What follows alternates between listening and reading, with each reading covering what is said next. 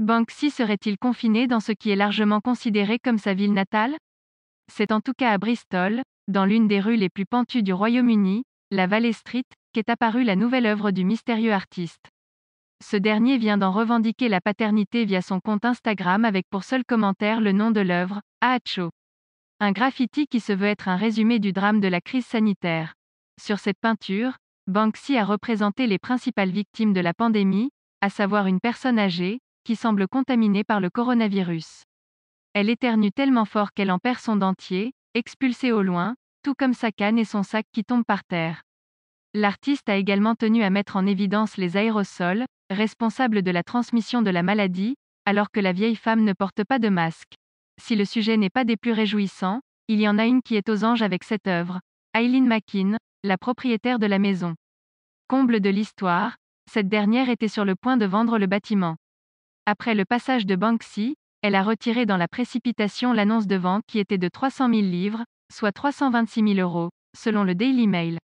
Aujourd'hui, grâce à l'artiste, elle en vaudrait beaucoup plus, près de 5 millions de livres, 5,45 millions d'euros.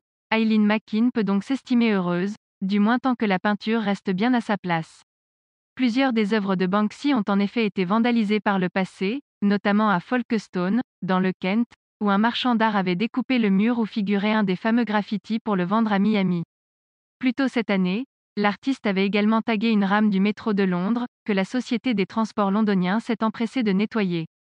Pour éviter que le même sort n'arrive à cette nouvelle trace de Banksy, une couche d'acrylique a été posée sur le mur de Bristol. C'est donc protégé de toute éventuelle dégradation que l'œuvre a pu être observée par les nombreux curieux venus sur les lieux pour admirer cette référence directe à la crise sanitaire.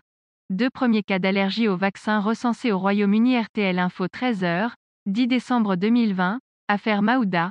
Les avocats plaident devant le tribunal correctionnel de Mons coronavirus. Le Royaume-Uni déconseille le vaccin Pfizer aux personnes très allergiques au coronavirus. La quarantaine au retour d'un voyage sera mieux contrôlée. Bruxelles. Greenpeace déploie une montgolfière pour le climat de fête de fin d'année. Des Hauts Wallons invitent à écrire à leur résidence coronavirus. Les traiteurs se préparent au réveillon de Noël. Attentat de Bruxelles. Rencontre avec des avocats de SUSPE-CTS-COVID-19.